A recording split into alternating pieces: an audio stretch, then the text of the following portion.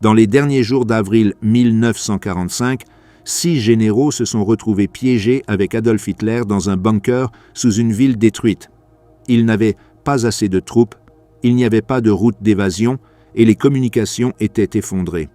Dans cet espace clos, les ordres n'étaient plus opérationnels, c'étaient des exigences dirigées à des armées qui avaient cessé d'exister. Les réunions continuaient de se produire, mais elles n'avaient pas d'impact réel. L'information arrivait incomplète, les cartes étaient obsolètes et la chaîne de commandement s'effritait tandis que Berlin tombait secteur par secteur. Les généraux assistaient parce qu'ils n'avaient pas d'alternative. Leurs rapports étaient filtrés, leurs mots mesurés et leur silence constant. Le Führer continuait à ordonner, mais le système ne répondait plus. Qu'est-ce qui a vraiment été dit lors de ces dernières séances? Comment ont réagi les généraux lorsqu'ils ont compris que tout était perdu? Siège de Berlin et l'état-major piégé. En avril 1945, Berlin cessa d'être la capitale du Troisième Reich pour devenir sa tombe. La ville, qui avait représenté pendant des années le centre du pouvoir nazi, était maintenant un labyrinthe de ruines fumantes où les rues se confondaient avec les décombres et le bruit de l'artillerie soviétique résonnait sans trêve. Le siège que les forces de l'armée rouge établirent autour de la capitale allemande ne fut pas simplement une opération militaire. Ce fut la fermeture définitive d'un régime qui avait conduit toute l'Europe vers l'abîme. Le 25 avril, les troupes soviétiques terminèrent l'encerclement de Berlin. Les forces du premier front biélorusse, commandées par le maréchal Zhukov, et celles du premier front ukrainien, sous les ordres du maréchal Konev, convergèrent depuis plusieurs directions jusqu'à ce que la ville soit complètement isolée du reste de l'Allemagne. Il n'y avait pas de route terrestre viable.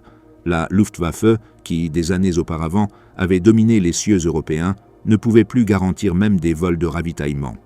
La rivière Spree, qui traversait la ville, était devenue une zone de combat constante où chaque pont était disputé avec une violence désespérée. Ce qui restait de l'appareil militaire allemand tentait de défendre la capitale avec des ressources frôlant l'absurde. Les divisions régulières étaient réduites à des fragments dispersés. La 9e division parachutiste, la division Müncheberg et d'autres unités qui conservaient encore une certaine structure opérationnelle étaient trop amoindries pour offrir une résistance réelle.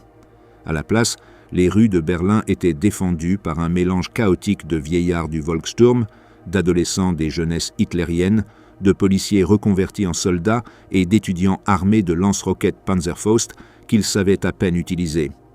Le siège ne coupait pas seulement les communications et les routes d'évasion, il réduisait l'univers entier du régime nazi à un seul point sur la carte.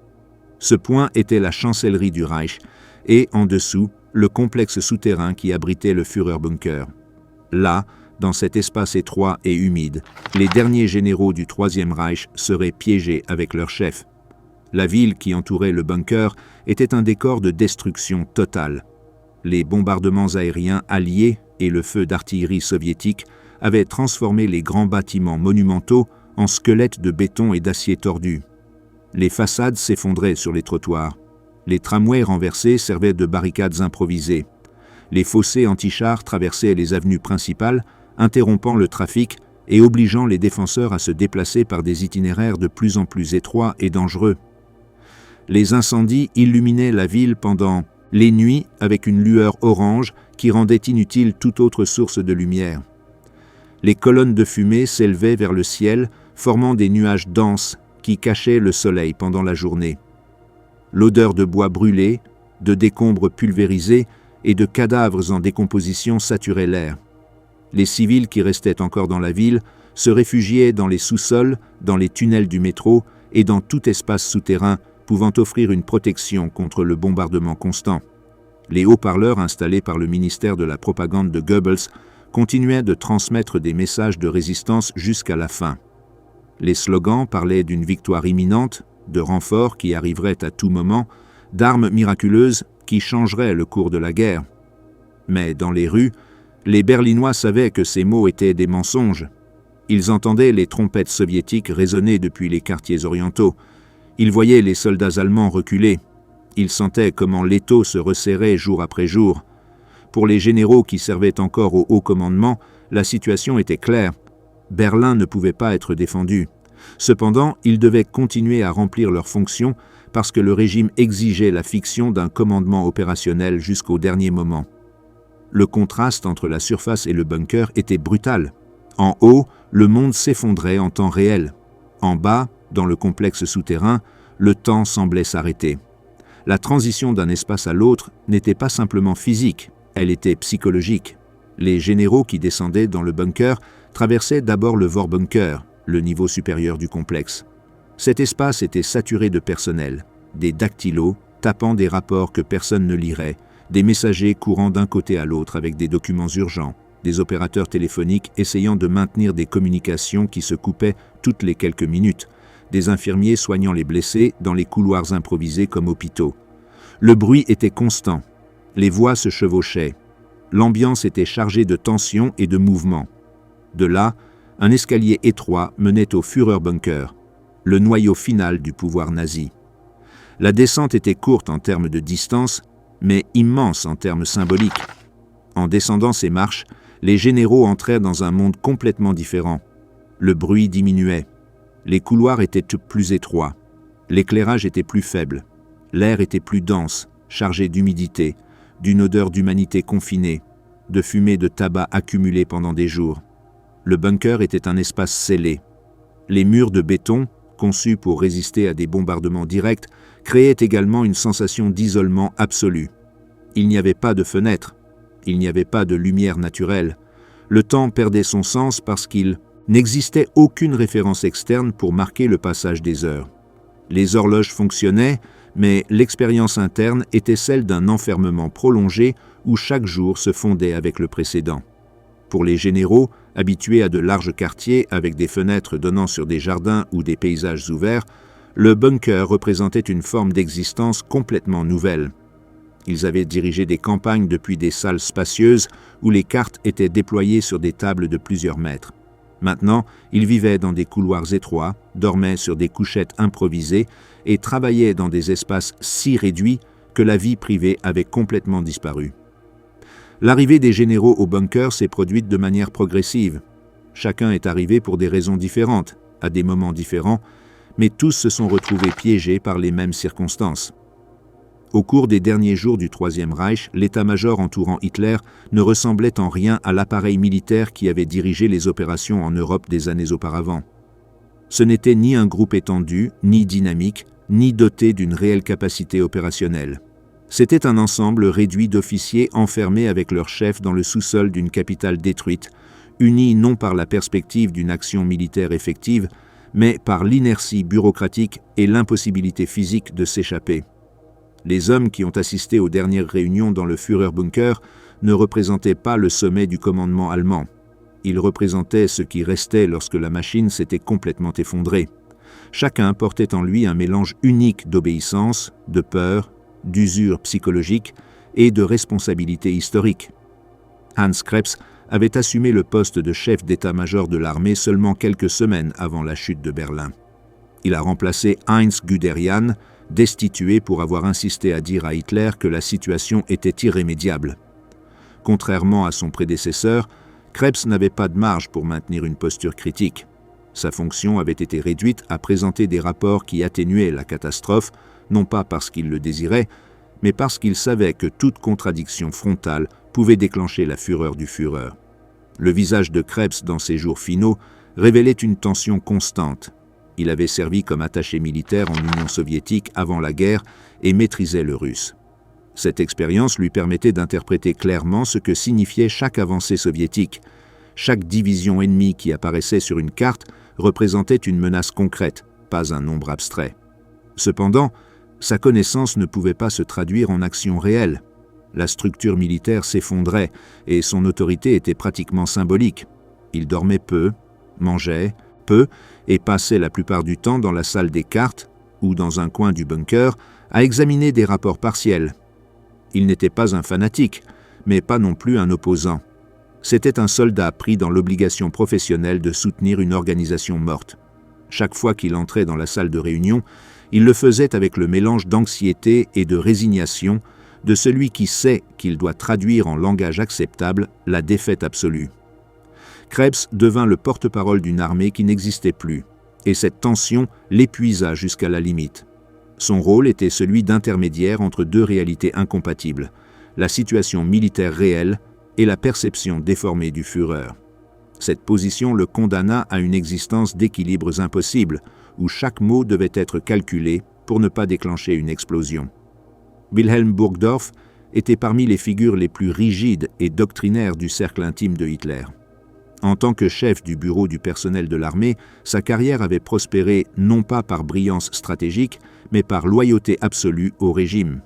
Son rôle n'était pas de coordonner des opérations militaires complexes, mais de garantir que les structures internes de l'armée soient maintenues sous une discipline de fer et alignées avec les principes du nazisme. Ces derniers jours, Burgdorf incarnait la voie de l'obéissance fanatique. C'était lui qui surveillait la conduite des autres officiers, qui réprimandait, qui rappelait le devoir même lorsqu'il n'y avait plus aucune armée utile à commander. Sa présence dans le bunker avait un effet psychologique clair. Il représentait le regard évaluateur du régime, même lorsque tout s'effondrait. Certains officiers le craignaient, d'autres le méprisaient en silence. Presque personne ne lui faisait confiance. Burgdorf maintenait une rigidité presque théâtrale, uniforme impeccable, ton direct, posture droite même dans les couloirs humides du bunker. Il connaissait les purges internes et les ordres d'exécution dictés depuis la chancellerie les années précédentes. Il savait que la ligne qui séparait l'obéissance de la punition était ténue. Cette mentalité le poussait à exiger des autres une fermeté que lui-même n'était pas capable de soutenir face à l'effondrement imminent. Sa relation avec Krebs était l'une des plus complexes dans le bunker. Bien qu'ils étaient tous deux des généraux de haut rang, ils représentaient des positions opposées. Krebs, le réaliste qui craignait de communiquer la vérité, Burgdorf, l'idéologue qui considérait tout doute comme de la déloyauté. Leurs discussions privées, jamais exprimées ouvertement en présence de Hitler, reflétaient deux manières différentes de faire face à la faim, la résignation face au fanatisme. Wilhelm Mohnke n'était pas un général de la Heer, mais un officier des SS en charge de la défense du quartier, gouvernemental. Ce détail est crucial, car Mohnke incarnait la dimension la plus militaire de l'encerclement.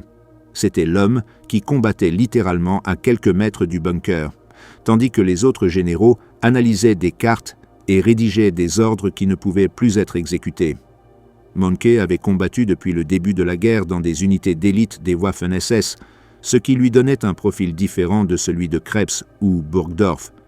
Il était plus jeune, plus dynamique, plus proche du combat direct. Ceux qui le fréquentaient à cette époque le décrivaient comme un officier sérieux, épuisé mais pragmatique, conscient que son secteur était condamné. Ses réunions avec Hitler étaient tendues. Il apportait des données concrètes sur l'avancée soviétique dans les rues voisines, le manque de munitions, les pertes continues. Hitler, pour sa part, exigeait des mouvements impossibles. Mohnke ne pouvait pas entrer dans des discussions stratégiques plus larges. Sa fonction était d'informer sur la chute physique du district qu'il protégeait. Cela faisait de lui une figure inconfortable à la table de réunion, car ces données contredisaient les fantasmes opérationnels que le Führer tentait encore de maintenir. Contrairement à d'autres généraux, Mohnke n'embellissait pas la réalité, mais il ne pouvait pas non plus contredire frontalement le leader. Sa contribution devenait une sorte de vérité amère que tout le monde écoutait en silence. Son leadership à l'extérieur immédiat du bunker lui donnait également un autre type de poids. Il était celui qui connaissait l'état réel des combattants dans les tunnels, dans les sous-sols, dans les barricades improvisées. Il était le seul général qui pouvait décrire non seulement la défaite stratégique, mais aussi la défaite matérielle. Positions rasées, soldats sans munitions, cadavres empilés aux entrées du métro, unités réduites à des dizaines d'hommes. Johann Rathenhuber était responsable de la sécurité personnelle de Hitler. Son rôle en temps normal aurait été vital: superviser les entrées, les sorties, les escortes, les accès et le contrôle physique de l'environnement. Dans les derniers jours du Reich, sa fonction est devenue presque absurde. Il n'y avait pas de menace externe qu'il pouvait contenir. Il n'y avait pas d'assassins infiltrés. Il y avait une armée entière entrant dans la capitale. Cependant, Rathenhuber a maintenu son rôle avec la même discipline que toujours. Il inspectait les couloirs, contrôlait l'accès des messagers, s'assurait que chaque porte restait sous surveillance. Dans son esprit, le devoir ne dépendait pas de la viabilité de la situation. Tant que Hitler était en vie, il devait le garder. Rathenhuber était plus âgé que beaucoup des officiers présents et sa présence imposait une sorte de solennité silencieuse. Il ne donnait pas son avis sur des sujets militaires, ne participait pas aux discussions tactiques, mais était témoin constant des états d'esprit, des tensions, des silences inconfortables. Son rôle psychologique était important. Il représentait la continuité rituelle du pouvoir, même lorsque ce pouvoir n'avait plus rien à gouverner.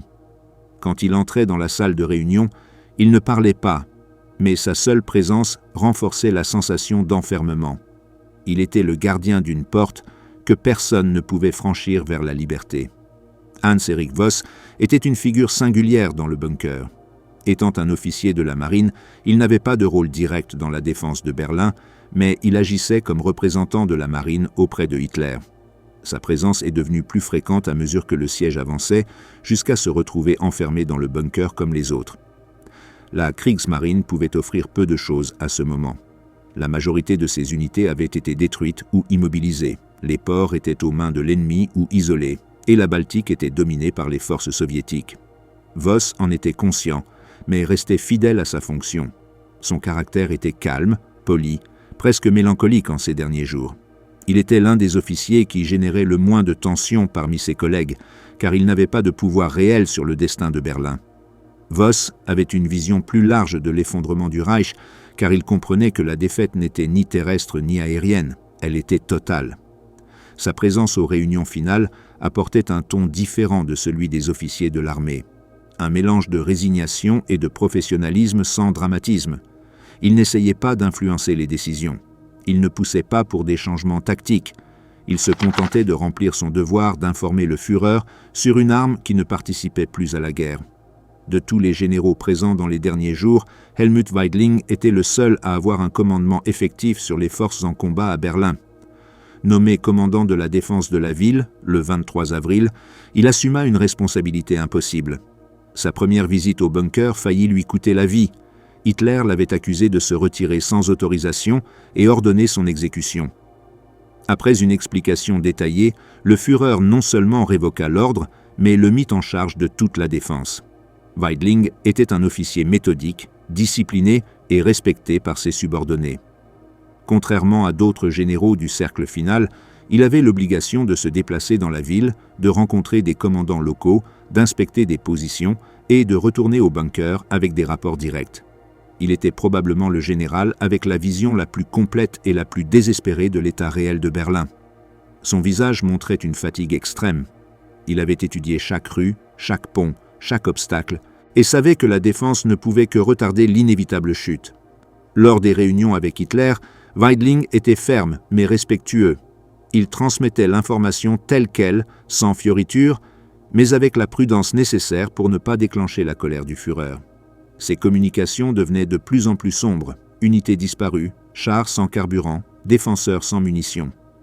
Pour beaucoup d'officiers, Weidling était la voix adulte du bunker, le seul à conserver une notion rationnelle du commandement. Mais il était aussi l'homme qui souffrait le plus, car il savait exactement ce que signifiait chaque jour supplémentaire de résistance pour les civils pris au piège dans la ville. À mesure que le siège soviétique se resserrait, les généraux comprenaient que leur monde se réduisait au bunker. Le siège extérieur se reflétait dans un siège intérieur. Il n'existait plus de structure militaire conventionnelle. Les divisions qui avaient autrefois répondu à des ordres directs étaient désormais isolées, détruites ou dispersées. Les lignes téléphoniques tombaient fréquemment. Les messagers mettaient des heures à parcourir de courtes distances. Pour la dernière semaine d'avril, presque aucun rapport n'arrivait complet. La sensation parmi les généraux était contradictoire. D'un côté, le devoir, des décennies de formation prussienne, inculquait la notion d'obéissance et de continuité administrative. Tant qu'il y avait un Führer, il devait exister un état-major. De l'autre côté, la conscience qu'il continuait à tenir des réunions par inertie, comme si le simple fait de se réunir était une façon de nier la réalité. Les nouvelles qui arrivaient du front devenaient plus désespérées chaque jour. Les unités qui couvraient les accès à Berlin disparaissaient l'une après l'autre. Les rapports mentionnaient des redditions massives, des effondrements structurels, des commandants morts ou disparus, et des positions qui changèrent de main en quelques heures. Chaque donnée obligeait les généraux à ajuster leurs mouvements sur les cartes, mais aussi à admettre l'inévitable. La défaite n'était pas une possibilité future, mais bien la seule réalité présente. Le confinement a profondément altéré la psychologie des généraux. Le siège n'a pas seulement réduit l'espace physique, il a classé émotionnellement chacun d'eux. Burgdorf s'est accroché à un sens rigide de la discipline idéologique. Weidling a adopté une posture pragmatique face à la situation. Krebs a oscillé entre la résignation et l'espoir vain. Voss a tenté de remplir formellement son devoir face à un Führer qui n'écoutait déjà plus rien de lié à la Kriegsmarine. Mohnke a défendu son secteur avec la détermination de celui qui sait qu'il perd mais ne peut s'arrêter. Rathenhuber a continué à surveiller des portes qui ne protégeaient plus rien. Cette variété d'attitudes a défini l'ambiance des réunions ultérieures. L'enfermement a clairement délimité les rôles émotionnels que chaque général jouerait dans les derniers jours. Dans un environnement où l'information était rare et la pression extrême, chacun a adopté un rôle involontaire. Le messager piégé, l'exécuteur disciplinaire, le défenseur d'un territoire perdu, le protecteur symbolique, le lien qui ne reliait plus rien, le seul réaliste. Ces 6 figures ne formaient pas une équipe compacte. Chacune représentait un rôle, une vision différente du devoir et de l'effondrement. Krebs luttait pour maintenir une fiction opérationnelle. Burgdorf surveillait la loyauté idéologique. Mohnke défendait physiquement le cœur du régime. Rathenhuber protégeait le leader, pas le système. Voss remplissait un rôle résiduel mais loyal. Weidling essayait de dire la vérité. Leurs interactions étaient tendues, retenues, silencieuses. Il n'y avait pas de disputes ouvertes, c'était impensable face à Hitler. Mais il y avait des désaccords profonds. Entre eux, ils échangeaient des regards chargés de signification qui disaient ce que les mots ne pouvaient pas. Fatigue, peur, résignation. Chacun savait que la fin était imminente, mais tous n'étaient pas prêts à l'accepter de la même manière. Burgdorf et Mohnke étaient prêts à se battre jusqu'à la dernière cartouche. Krebs et Voss cherchaient une issue administrative au désastre. Rathenhuber essayait de préserver les apparences. Weidling était le seul à préconiser de réduire la souffrance, même s'il ne l'exprimait pas ouvertement. Vers la fin d'avril, pour les généraux, le bunker n'était plus un refuge, c'était le seul monde qui existait. La surface était trop dangereuse et trop chaotique. Les radios ne fonctionnaient pas. Les rapports arrivaient en retard ou n'arrivaient pas. Les décisions n'avaient plus d'impact réel. Et pourtant, ils continuaient à se réunir, continuaient à présenter des cartes, continuaient à agir comme un état-major. C'était un théâtre soutenu par l'impossibilité d'accepter que la structure qu'ils avaient défendue pendant des années s'effondrait sous leurs yeux. Le siège a transformé le bunker en un microcosme où le temps se diluait, où la chaîne de commandement perdait son sens, où la vérité militaire disparaissait et où chaque homme regardait plus à l'intérieur qu'à l'extérieur. Les généraux ne sont pas arrivés dans le bunker comme une équipe fonctionnelle. Ils sont arrivés comme des hommes piégés par la défaite, entraînés par l'effondrement du Reich et obligés à remplir des rôles qu'ils ne pouvaient plus soutenir. Lors des réunions, ces hommes semblaient être une entité cohésive. En dehors de celle-ci, chacun vivait son propre effondrement. L'état-major arrivé au dernier jour du Troisième Reich n'était pas un groupe de généraux planifiant des stratégies. C'était un ensemble fragmenté d'individus pris dans un espace où le devoir, la peur et la responsabilité se mêlaient de manière insupportable. À partir de cette base, les réunions, les tensions et les décisions finales prennent un sens beaucoup plus profond. Ce ne sont pas de simples actes administratifs, mais les gestes finaux d'hommes qui savaient qu'il n'y avait pas d'issue. Réunion de bunker, rituel, rapport et silence. Au cœur du Führerbunker se trouvait la salle des cartes. C'était une pièce rectangulaire à plafond bas, sans fenêtre, avec des murs couverts de panneaux où étaient accrochées des cartes de grand format. Les lampes électriques projetaient une lumière jaunâtre qui éclairait à peine les coins et accentuait les ombres sur les visages de ceux qui entraient. L'air restait dense, chargé d'humidité, d'odeurs de tabac accumulées et de la sueur d'hommes qui y passaient de longues heures sans accès à l'extérieur. Les cartes dominaient l'espace. Elles représentaient des fronts, des divisions, des lignes défensives et des positions ennemies. Des symboles militaires couvraient la surface du papier, des triangles pour les unités d'infanterie, des rectangles pour les blindés, des lignes épaisses pour les défenses établies, des flèches pour les mouvements planifiés. Chaque marque suivait les normes cartographiques de l'état-major allemand, maintenant une apparence d'ordre qui contrastait brutalement avec le chaos de la surface. Krebs passait plus de temps que quiconque dans cette salle. Sa fonction exigeait de mettre constamment à jour les cartes avec des informations fragmentées qui arrivaient par radio, téléphone ou messager. Chaque mise à jour nécessitait des décisions sur ce qu'il fallait montrer et ce qu'il fallait omettre. Une unité qui ne répondait pas pouvait rester marquée sur la carte pendant des jours, non par tromperie délibérée, mais parce qu'il était impossible de confirmer sa destruction sans communication directe. Burgdorf entrait régulièrement pour examiner les changements, bien que son intérêt ne fût pas technique mais idéologique. Il observait les marques, écoutait les explications de Krebs et cherchait des signes de faiblesse ou de défaitisme dans la manière dont les autres officiers interprétèrent l'information. Sa présence ajoutait une couche supplémentaire de tension. Les généraux devaient non seulement présenter des données précises, mais le faire de manière à ne pas suggérer un manque de foi en la victoire. Les réunions n'avaient dus pas d'horaire fixe.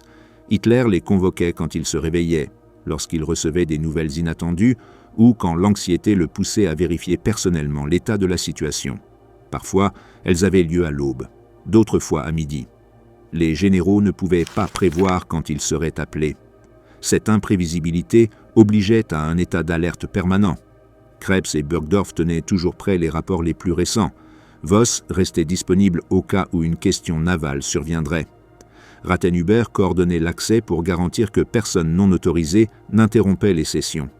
Mohnke devait être prêt à abandonner son poste de combat à la surface et descendre dans le bunker en quelques minutes si Hitler le demandait.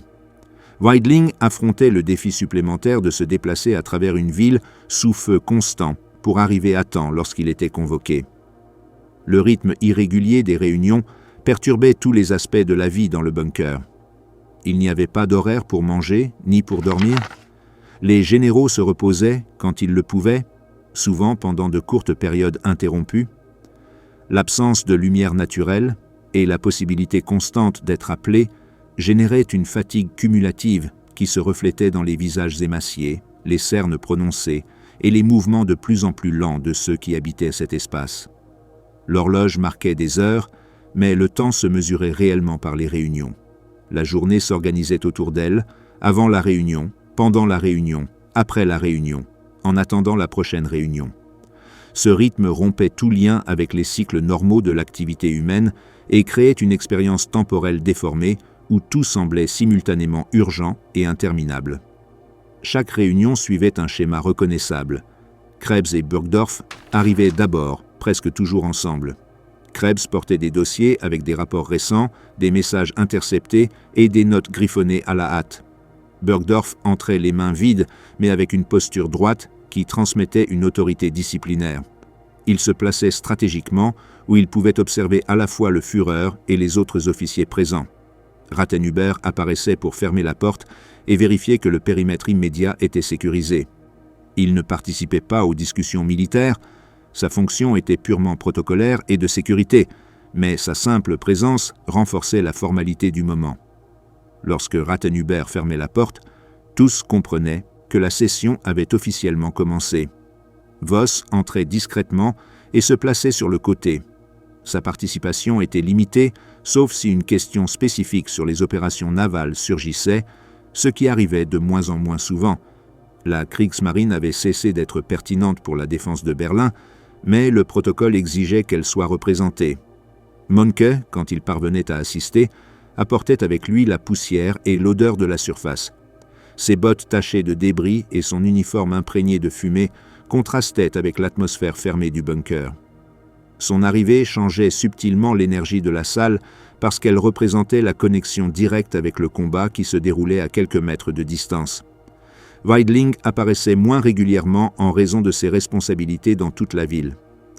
Lorsqu'il le faisait, il entrait avec une expression grave qui anticipait de mauvaises nouvelles. Il était le seul général à se déplacer constamment entre de multiples secteurs de combat, ce qui lui donnait une perspective plus large et plus désespérante de la situation réelle. Cette chorégraphie n'était écrite dans aucun manuel. Elle s'était développée de manière organique au cours des semaines précédentes et se répétait avec suffisamment de constance pour devenir un rituel. Chaque homme connaissait sa place, son moment d'entrée et sa position dans la salle sans besoin d'instructions explicites. Les rapports constituaient le noyau formel de chaque réunion. Krebs était celui qui habituellement présentait en premier, synthétisant les informations reçues depuis la dernière session. Il utilisait un ton neutre et professionnel, cherchant à transmettre des données sans implications émotionnelles. Son vocabulaire était technique: position, unité, mouvement, perte, ressources. La présentation suivait une structure géographique. Elle commençait par le secteur nord de Berlin, décrivait la situation à l'est, continuait vers le sud et se terminait par l'ouest. Pour chaque secteur, elle mentionnait quelles unités s'y trouvaient, quelle position elles défendaient, quelle pression ennemie elles affrontaient et quelle communication avait été reçue. Cette structure permettait à Hitler de suivre mentalement le périmètre défensif de la ville et de comprendre, au moins en théorie, où se concentraient les menaces principales. Cependant, les informations que Krebs présentait contenaient d'énormes lacunes. De nombreuses unités n'avaient pas rapporté depuis des heures ou des jours. Les lignes téléphoniques tombaient constamment. Les messagers mettaient tellement de temps à traverser la ville que leurs rapports arrivaient obsolètes. Les communications radio étaient intermittentes et souvent interrompues par des interférences ou par la destruction des équipements de transmission. Krebs remplissait ces vides avec un langage soigneusement calibré. Au lieu de dire qu'une unité avait été détruite, il mentionnait qu'il avait perdu contact.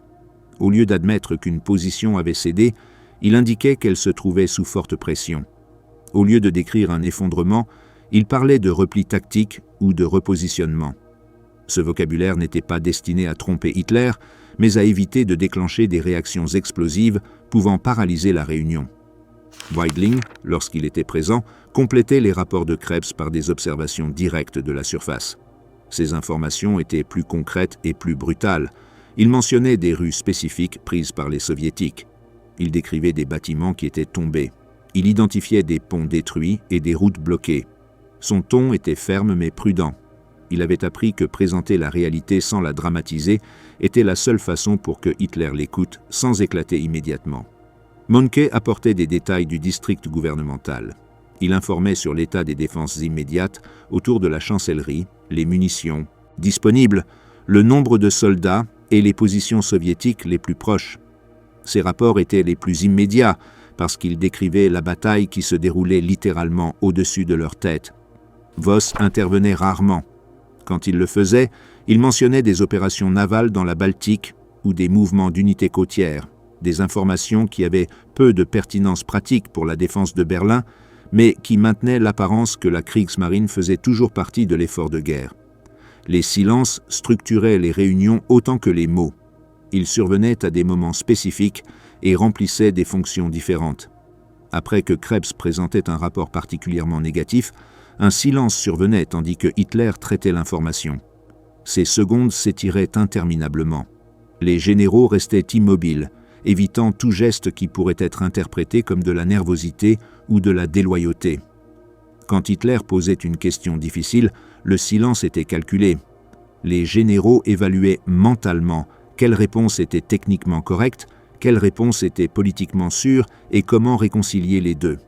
Krebs était particulièrement habile dans ce type de silence. Il laissait passer quelques secondes avant de répondre, utilisant ce temps pour formuler sa réponse de la manière la plus neutre possible. Il y avait aussi des silences d'épuisement.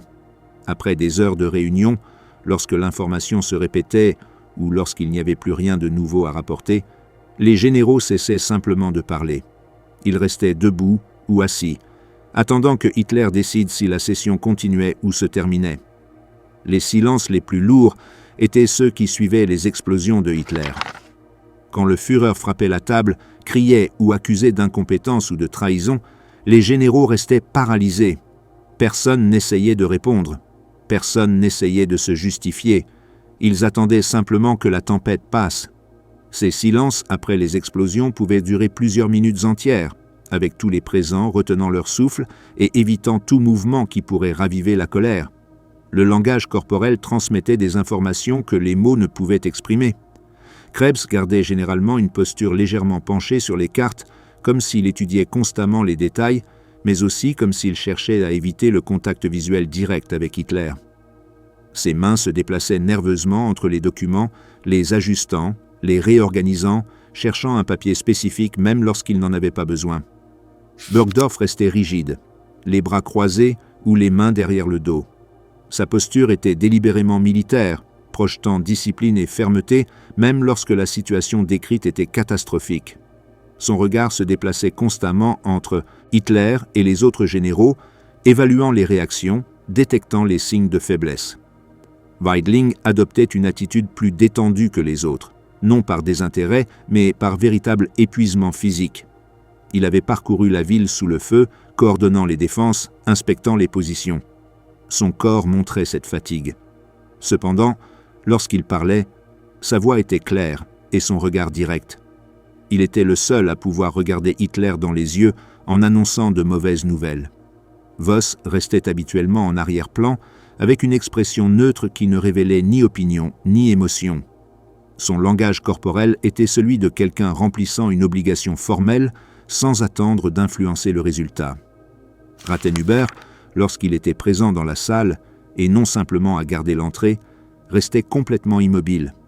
Son immobilité était professionnelle, celle d'un garde du corps entraîné à ne pas attirer l'attention. Cependant, cette immobilité reflétait également l'inutilité de sa fonction dans ce contexte. Il n'y avait pas de menace individuelle à neutraliser lorsqu'une armée entière avançait sur la ville. Les réunions se terminaient brusquement. Hitler se levait sans avertissement, parfois au milieu d'une phrase, et quittait la salle. Les généraux restaient debout pendant qu'il sortait. Une fois que la porte se fermait derrière lui, l'ambiance changeait instantanément. La tension diminuait, mais ne disparaissait pas complètement. Les officiers échangeaient des regards brefs, ramassaient leurs documents et se dispersaient vers leurs zones respectives du bunker. Il n'y avait pas de conclusion formelle, aucun procès-verbal n'était rédigé, aucune ordonnance écrite dérivée des discussions n'était distribuée. Les décisions que Hitler prenait lors des réunions étaient transmises verbalement par Krebs ou Burgdorf, et ces transmissions se produisaient en dehors de la salle des cartes, lors de conversations ultérieures avec des officiers subalternes, ou par message téléphonique lorsque les lignes fonctionnaient. Cette absence de formalité administrative contrastait avec les procédures habituelles du haut commandement allemand les années précédentes. Les réunions du Führerbunker ne produisaient pas de documentation parce que la documentation n'avait plus de but. Les ordres ne pouvaient pas être exécutés. Les directives n'arrivaient pas à leur destinataire. Les plans ne survivaient pas au contact d'une réalité qui changeait chaque heure. Ce qui restait après chaque réunion n'était pas un ensemble d'actions coordonnées, mais un sentiment partagé d'avoir accompli le rituel nécessaire pour maintenir l'apparence que le Reich fonctionnait encore comme un État organisé. Les généraux sortaient de cette salle connaissant la vérité, mais incapables de l'exprimer ouvertement. Qu'ils se réunissaient, non pas pour diriger une guerre, mais pour accompagner sa fin. Ordre de désespoir. La voix de Hitler lors de ses dernières réunions. Il existe un moment dans l'effondrement de toute autorité où les mots cessent de se connecter à la réalité, mais conservent leur pouvoir sur ceux qui les écoutent. Les ordres continuent d'être émis, les subordonnés continuent d'exécuter des gestes d'obéissance, mais la structure qui soutenait cet échange a disparu. Ce qui reste, c'est le rituel. Des voix qui exigent, des silences qui acceptent, des cartes qui se montrent, des mouvements qui se décrivent. Tout se passe comme si le monde extérieur répondait encore à la volonté exprimée dans cette salle souterraine. Ce chapitre examine les ordres concrets qu'Hitler a émis lors des réunions finales, ce qu'il a exigé spécifiquement, à qui il l'a ordonné, avec quels objectifs tactiques et comment ces directives révélaient un esprit qui conservait la capacité d'analyse militaire, mais qui avait perdu tout lien avec les ressources matérielles disponibles pour les exécuter. L'ordre la plus significative était celle dirigée au général Felix Steiner. Hitler lui ordonna de lancer une contre-attaque immédiate depuis des positions au nord de Berlin. Le détachement de l'armée Steiner devait attaquer le flanc nord du saillant soviétique qui avait percé les défenses allemandes. Simultanément, la 9e armée attaquerait depuis le sud. Les deux forces devaient converger dans un mouvement en tenaille qui couperait le saillant ennemi et libérerait la capitale de l'encerclement. Hitler décrivit cette opération avec une précision tactique remarquable. Il indiqua sur la carte les itinéraires exacts de progression. Il identifia les points où les deux forces devaient se rencontrer. Il mentionna des villages spécifiques qui devaient être capturés comme objectifs intermédiaires. Il décrivit comment l'attaque devait être synchronisée pour maximiser l'effet de surprise et exploiter l'extension des lignes soviétiques. La logique opérationnelle était solide. Une contre-attaque coordonnée contre les flancs d'un saillant ennemi était une doctrine militaire classique. Mais le détachement de l'armée Steiner n'était pas une armée. C'était une désignation appliquée à des restes d'unités épuisées, du personnel au sol de la Luftwaffe sans entraînement pour le combat terrestre, des ouvriers de chantier naval de la Kriegsmarine reconvertis en soldats d'infanterie et des adolescents des jeunesses hitlériennes avec des fusils. Ils n'avaient pas de chars opérationnels. Ils n'avaient pas assez d'artillerie. Ils n'avaient pas de carburant pour déplacer ces rares véhicules. Ils n'avaient pas de munitions pour soutenir un combat prolongé. Steiner le savait. Heinrici, son supérieur direct, le savait. Krebs le savait.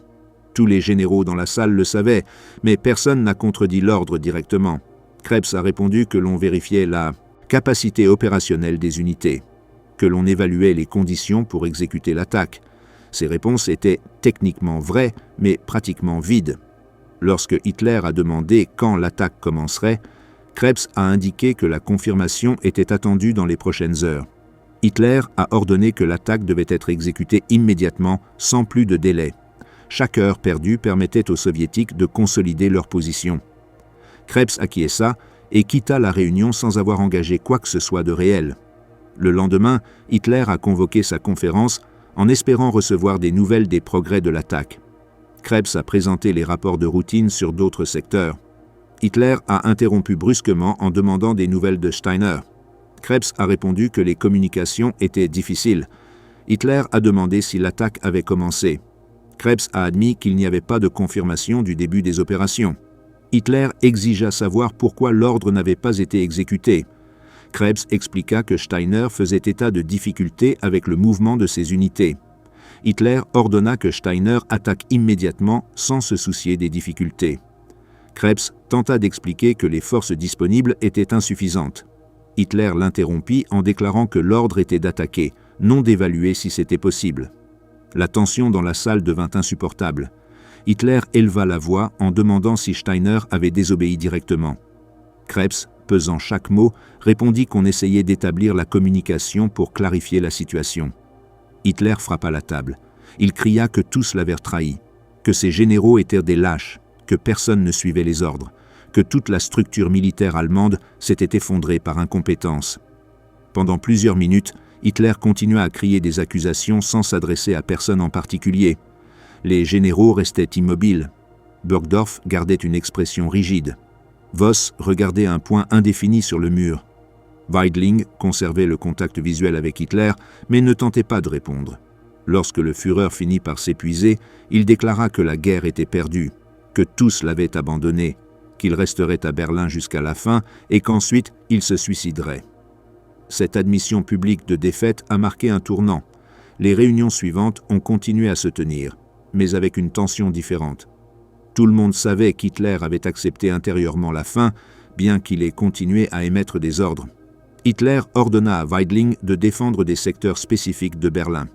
Le quartier gouvernemental devait être maintenu dans toutes les circonstances. Les ponts sur la Spree devaient être défendus jusqu'à leur destruction. Les gares qui fonctionnaient encore devaient rester entre les mains allemandes.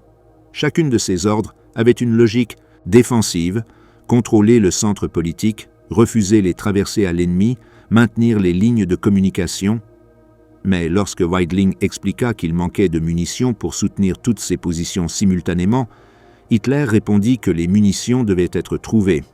Lorsque Weidling mentionna que beaucoup de ces unités étaient réduites à des fractions de leur force originale, Hitler ordonna que de nouvelles unités soient formées avec tout le personnel disponible. Lorsque Weidling indiqua que certaines positions étaient déjà encerclées, Hitler ordonna de briser le siège. L'expression « à tout prix » se répétait constamment. Défendre à tout prix, maintenir à tout prix, résister à tout prix. Lorsque Weidling a demandé ce que signifiait exactement cette expression en termes opérationnels, Hitler a répondu que cela signifiait ne pas reculer sous aucune circonstance. Chaque mètre de terrain perdu était une trahison. Chaque position abandonnée était de la lâcheté. Weidling a tenté d'expliquer que défendre des positions sans munitions, sans renfort et sans capacité de manœuvre aboutissait à l'anéantissement des défenseurs sans atteindre aucun objectif militaire. Hitler a répondu qu'il était préférable de mourir en position que de reculer, que le soldat allemand devait se battre jusqu'à la dernière balle, que l'histoire jugerait ceux qui avaient combattu jusqu'à la fin, pas ceux qui s'étaient rendus. Hitler ordonna à la 12e armée d'avancer vers Berlin depuis le sud-ouest. Il ordonna à la 9e armée d'attaquer depuis le sud. Ces deux forces devaient converger vers la capitale et briser le siège soviétique. Krebs tenta d'expliquer que la 12e armée faisait face à une pression américaine depuis l'ouest, que la 9e armée était pratiquement encerclée, que les communications avec les deux forces étaient extrêmement limitées. Hitler a insisté pour que les ordres soient transmis, que les commandants devaient comprendre l'urgence, que Berlin dépendait de ce secours. Krebs acquiesça et sortit pour tenter d'établir une communication par tous les moyens disponibles, radio, téléphone, messager. Les ordres furent transmis. Les deux armées les reçurent. Aucune ne put les exécuter. La 12e armée avait été forcée de battre en retraite à cause de la pression alliée. La 9e armée se battait pour éviter son anéantissement total. Aucune de ces forces n'avait la capacité de lancer une offensive vers Berlin. Mais Hitler continuait de demander des nouvelles de leur progrès à chaque réunion. Krebs répondait que les conditions étaient en cours d'évaluation, que des mises à jour étaient attendues, que la situation était surveillée. Hitler ordonna que l'évacuation des civils ne soit pas autorisée par certaines routes. Les tunnels du métro devaient être fermés pour éviter les infiltrations soviétiques. Les sous-sols proches des positions défensives devaient être évacuées pour un usage militaire. Lorsque Weidling mentionna que des milliers de civils étaient piégés sans nourriture ni eau, Hitler répondit que la priorité était la défense, pas le bien-être civil. Mohnke a informé que les hôpitaux étaient débordés, qu'il n'y avait pas de capacité pour s'occuper des blessés, que les cadavres s'accumulaient dans les rues sans pouvoir être enterrés. Hitler a écouté ces rapports sans commenter et a ensuite demandé l'état des munitions. La souffrance de la population n'était pas un facteur dans ses calculs tactiques. Chaque espace, chaque structure, chaque tunnel était exclusivement un élément militaire. Hitler a commencé à émettre des ordres destinés à des unités qui n'existaient plus. Il ordonnait à la 12e division d'attaquer depuis une certaine position. Krebs devait informer que cette division avait été détruite quelques jours auparavant. Hitler ordonnait qu'un tel régiment défende un secteur déterminé. Weidling expliquait que ce régiment ne répondait plus depuis des heures. Hitler ordonnait des mouvements de blindés alors qu'il ne restait plus de chars opérationnels. Ces ordres révélaient comment son esprit conservait la structure tactique apprise pendant des décennies, mais avait perdu la connexion avec l'état réel des forces. Il pouvait décrire des mouvements coordonnés complexes, mais les appliquait à des armées fantômes. Il pouvait analyser le terrain avec précision, mais assigner sa défense à des divisions inexistantes. Il pouvait articuler des stratégies cohérentes, mais manquait des moyens matériels pour les exécuter. Hitler ordonna des exécutions. Quand il découvrit que Himmler avait tenté de négocier avec les Alliés, il ordonna son arrestation immédiate.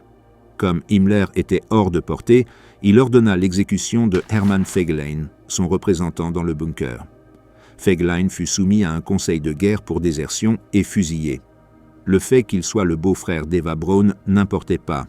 Lorsqu'il a su que Göring avait envoyé un télégramme demandant s'il devait assumer la direction du Reich, Hitler l'a interprété comme une tentative de coup d'État. Il a ordonné l'arrestation de Göring. Il l'a expulsé du parti. Il l'a privé de tous ses droits et titres. Ces ordres ont été transmis à travers les canaux qui fonctionnaient encore. Les accusations de trahison se multipliaient. Hitler mentionnait des conspirations de l'armée, actes de sabotage de la part de généraux qui supposément ne voulaient pas gagner la guerre. Lâcheté systématique à tous les niveaux du commandement. Il nommait des officiers spécifiques, certains morts des semaines auparavant, les accusant d'avoir saboté des opérations délibérément. Burgdorf renforçait ces accusations. Il acquiesçait lorsque Hitler mentionnait la déloyauté.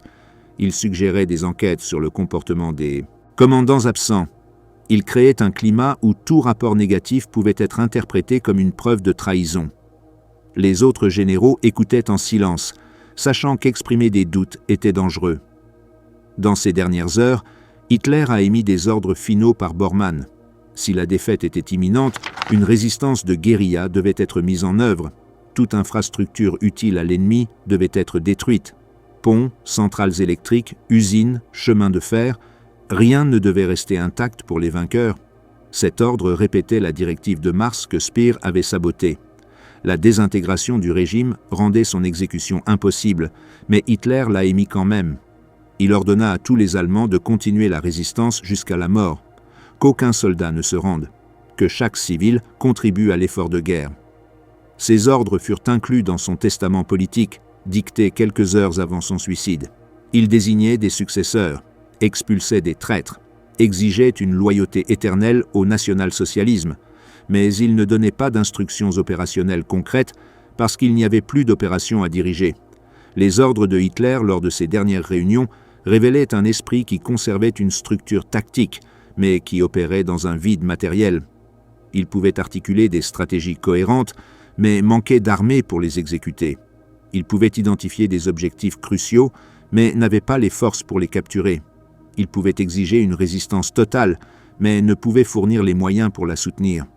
Les généraux écoutaient ces ordres en sachant qu'ils ne pouvaient pas être exécutés. Ils répondaient de manière évasive. Ils promettaient de vérifier les situations. Ils informaient des difficultés sans contredire directement. Ils maintenaient la fiction que les ordres étaient transmis et essayaient de les exécuter. Mais tout le monde savait que les mots prononcés dans cette salle ne contrôlaient plus les événements en surface. Les ordres ont continué jusqu'à ce qu'Hitler cesse de convoquer des réunions, jusqu'à ce que sa voix soit réduite au silence, jusqu'à ce que les généraux se retrouvent seuls dans ce bunker sans personne pour leur dire quoi faire, affrontant enfin la réalité qu'ils avaient évité d'admettre pendant des semaines, que la guerre était terminée et que tous ces ordres n'avaient servi à rien. Dérive de commandement, l'effondrement intérieur des généraux. La mort de Hitler a désintégré la structure de commandement du Reich.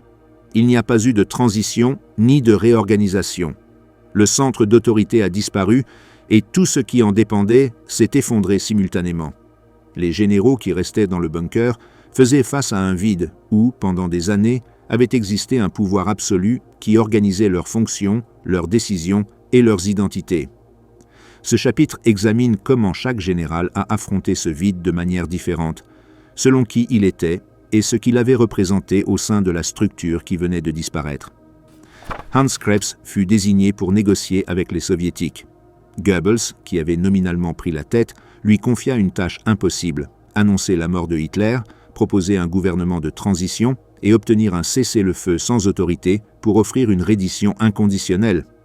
Krebs a traversé les lignes aux premières heures du 1er mai. Sa maîtrise du russe facilitait la communication. Il s'est réuni avec des officiers soviétiques et a informé formellement du suicide. Il a essayé de poser des conditions. Il a mentionné la formation d'un nouveau gouvernement allemand. Il a suggéré des négociations sur les conditions de capitulation. Les soviétiques ont répondu clairement « reddition inconditionnelle immédiate ». Il n'y avait pas de marge pour la discussion. Il est revenu avec cette réponse. Goebbels a refusé d'autoriser la capitulation totale. Krebs s'est retrouvé piégé entre l'exigence soviétique et le refus de Goebbels. Pendant les heures suivantes, il est resté dans le bunker sans mission claire. Il n'y avait plus d'armée à coordonner. Il n'y avait plus d'opérations à planifier. Il n'y avait plus de rapports à présenter. Dans la nuit du 2 mai, il s'est enfermé avec Burgdorf. Tous deux se sont tirés dessus avec leurs pistolets de service. Pour Krebs, ce n'était pas du fanatisme, mais l'acceptation que sa fonction était complètement terminée. Il était le chef d'état-major d'une armée qui n'existait plus. Wilhelm Burgdorf avait été pendant des années le gardien de l'orthodoxie nazie au sein de l'armée. Après le suicide d'Hitler, il errait dans les couloirs sans but. Il ne donnait pas d'ordre. Il ne réprimandait personne. Les autres officiers remarquaient que sa rigidité caractéristique s'était transformée en absence, comme si le mécanisme interne qui le poussait s'était arrêté. Il avait précédemment exprimé qu'il considérait la défaite du Reich comme une disgrâce absolue. Servir le national-socialisme n'était pas pour lui un travail, c'était une identité totale. Sans ce cadre, Il n'existait rien. Il n'avait pas de famille. Il n'avait pas de projet personnel. Il n'avait pas de vie en dehors de l'appareil du parti. Quand Krebs est revenu de sa réunion ratée avec les soviétiques, Burgdorf lui a proposé qu'ils se suicident ensemble. Krebs a accepté. Ils se sont enfermés dans une pièce. Ils ont parlé brièvement de questions pratiques. Puis ils se sont tirés dessus presque simultanément. Pour Burgdorf, le suicide était de la cohérence. Il avait prêché pendant des années que la loyauté au Führer était absolue. Il appliqua cette logique à lui-même. Si le Reich mourait, il devait mourir avec lui. Wilhelm Mohnke a adopté une position radicalement différente. Il a évalué la situation tactiquement. Le quartier gouvernemental était entouré, les munitions s'épuisaient, aucun renfort n'arriverait. Rester signifiait une capture immédiate. Il a décidé de tenter de briser l'encerclement. Il n'avait aucune illusion sur les chances de succès. Il savait que traverser les lignes soviétiques serait extrêmement difficile. Mais bouger lui semblait préférable à attendre. Il réunit ceux qui étaient prêts à essayer. Il leur expliqua que c'était volontaire. Ils ont divisé le groupe en petites unités. Ils se déplaceraient par les tunnels du métro, là où c'était possible. Ils sont partis dans l'obscurité du 2 mai. Ils se sont déplacés par des rues détruites, des sous-sols connectés, des passages souterrains. Certains groupes ont été capturés immédiatement, d'autres ont avancé plusieurs centaines de mètres avant de rencontrer des positions soviétiques. Mohnke et son groupe ont été arrêtés après quelques heures. Quand ils ont compris qu'il était impossible de continuer, ils se sont rendus. Pour lui, l'effondrement n'a pas été psychologique, mais opérationnel. La guerre s'est terminée quand il n'avait plus de troupes à diriger. Son identité en tant que commandant n'avait jamais dépendu du régime, mais de la fonction de diriger des soldats au combat. Johann Rathenhuber a affronté l'effondrement le plus étrange. Sa fonction était de protéger physiquement Hitler. Avec Hitler mort, cette mission a disparu, mais son esprit a continué d'exécuter les mouvements. Il patrouillait dans les couloirs, il vérifiait les portes, il contrôlait les accès, tout cela sans but. Les autres officiers l'observaient avec un mélange de respect et de pitié. Il représentait la continuité d'un ordre qui n'existait plus. Il était le chef de la sécurité d'un leader mort, le gardien d'un espace qui ne protégeait plus rien. Lorsque les soviétiques ont pris le bunker, Rathenhuber a remis ses armes sans résistance. Il n'a pas essayé de s'échapper. Il ne s'est pas suicidé. Il s'est simplement rendu parce que sa fonction était terminée et il n'avait pas d'autre identité disponible. Hans-Erich Voss a vécu la fin avec une sérénité distante. En tant qu'officier naval, sa présence dans le bunker avait toujours été cérémonielle. La Kriegsmarine ne participait pas à la défense de Berlin. Il n'avait pas de troupes sous son commandement. Il n'avait pas d'opération à coordonner. C'était un observateur formel. Quand Hitler est mort, Voss n'a pas connu de crise d'identité. Son rôle avait déjà manqué de substance pendant des mois. Selon des témoignages ultérieurs, il a commenté que le suicide d'Hitler était la clôture logique d'un régime qui avait détruit l'Allemagne. Il a tenté de sortir du bunker avec d'autres. Il a été capturé peu après. Son effondrement n'était pas émotionnel. C'était la reconnaissance tranquille que sa participation à la guerre s'était terminée bien avant de quitter cet endroit souterrain. Helmut Weidling était le seul qui a continué à fonctionner comme officier jusqu'à la fin.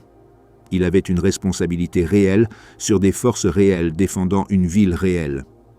Tandis que les autres généraux faisaient face à des effondrements identitaires, Weidling faisait face à des décisions tactiques concrètes qui affectaient des vies humaines. Il a évalué la situation militairement. Berlin était encerclé, les munitions s'épuisaient, les défenseurs étaient principalement des adolescents et des personnes âgées, sans formation. Continuer la résistance prolongerait la souffrance sans changer le résultat. Le 2 mai, il a ordonné la reddition de Berlin. Il ne l'a pas fait par lâcheté, mais parce que c'était la seule action responsable qui restait. Certains subordonnés l'ont accusé de trahison. D'autres ont compris. Weidling ne s'est justifié devant aucun. Il marcha vers les positions soviétiques pour formaliser la capitulation. Son visage montrait une fatigue extrême accumulée pendant des semaines de coordination, de défense impossible. Il fut le dernier général allemand à donner un ordre militaire significatif à Berlin. Après cet ordre, sa fonction a pris fin. Il a été capturé, interrogé et envoyé en prison soviétique. Son identité a survécu parce qu'il avait accompli son dernier devoir, reconnaître quand arrêter le massacre. La salle des cartes resta vide. Les papiers demeurèrent sur les tables. Des fanions immobiles marquant des positions qui n'importaient plus. Personne ne revint pour présenter des rapports ou recevoir des ordres. L'état-major du Reich a cessé d'exister lorsque Hitler s'est tiré une balle. Krebs et Burgdorf ont choisi la mort parce que leurs identités dépendaient entièrement de la structure qui avait disparu. Monke a tenté de s'échapper parce que son identité de soldat lui permettait de concevoir une existence après la défaite. Rathenhuber est resté paralysé parce que sa fonction avait disparu instantanément. Voss a accepté la fin avec distance parce qu'il n'avait jamais été complètement intégré dans cette structure. Weidling a continué à fonctionner parce qu'il avait des responsabilités réelles à remplir jusqu'au dernier moment. L'effondrement fut total et immédiat. Le centre disparut et tout ce qui y était connecté se fragmenta en réponse individuelle face au vide. Certains choisirent de mourir, d'autres survivre. Mais tous cessèrent d'être des officiers du Reich au moment où Hitler cessa d'exister. Ce qui restait, c'étaient des hommes seuls face à la question de savoir quoi faire lorsque la structure qui définissait leur vie disparaît complètement.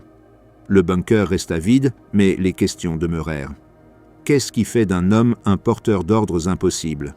Qu'est-ce qui soutient l'obéissance quand l'autorité a perdu toute connexion avec la réalité? Que se passe-t-il dans l'esprit de celui qui continue d'exécuter des fonctions qu'il sait inutiles? Les 6 généraux qui accompagnèrent Hitler jusqu'à la fin ne furent pas des monstres exceptionnels. C'étaient des professionnels militaires formés dans la discipline prussienne, dans l'obéissance structurelle, dans la conviction que le devoir transcende les circonstances. Cette formation les a soutenus pendant des années de guerre. Et cette même formation les a piégés dans un bunker, présentant des rapports sur des armées fantômes et recevant des ordres pour des divisions détruites. Krebs savait que négocier sans autorité pour capituler était absurde. Il a essayé quand même parce que son identité était d'être l'intermédiaire. Burgdorf savait que surveiller les loyautés dans un régime effondré n'avait aucun sens. Il l'a fait jusqu'à la fin parce que son identité était d'être le gardien idéologique. Monke savait qu'échapper était presque impossible. Il a essayé parce que son identité était de continuer à combattre tant qu'il y avait un mouvement possible. Rathenhuber savait que protéger un chef mort était une contradiction. Il a continué à patrouiller parce que son identité était d'être le gardien. Voss savait que sa présence était cérémoniale. Il est resté parce que son identité était de représenter la Kriegsmarine. Weidling savait que la résistance ne faisait que prolonger la souffrance. Il a ordonné la reddition parce que son identité était d'être responsable de vie réelle. Chacun a répondu au vide, selon ce qu'il avait été. Certains ont choisi de mourir avec la structure qui les définissait. D'autres ont choisi de survivre malgré leur effondrement. Mais tous ont fait face au même abîme, le moment où la fonction disparaît, et il ne reste que l'homme. Ce qui s'est passé dans ce bunker n'était pas la fin d'une guerre. Ce fut la mise à nu de 6 identités construites exclusivement sur l'obéissance à une autorité centrale. Lorsque cette autorité a disparu, ils étaient exposés, soldats sans armée, coordinateurs sans structure, gardiens sans chef, idéologues sans cause. L'histoire enregistre leurs noms comme les derniers généraux du Troisième Reich. Mais ce qu'ils furent réellement dans ces jours finaux était quelque chose de plus élémentaire et de plus humain. Des hommes découvrant qui ils étaient quand tout ce qui les définissait cessait d'exister. Certains n'ont pas survécu à cette découverte, d'autres oui. Mais aucun n'est redevenu celui qu'il était avant d'entrer dans cet espace souterrain où les ordres continuaient jusqu'à ce qu'il n'y ait plus personne pour les prononcer.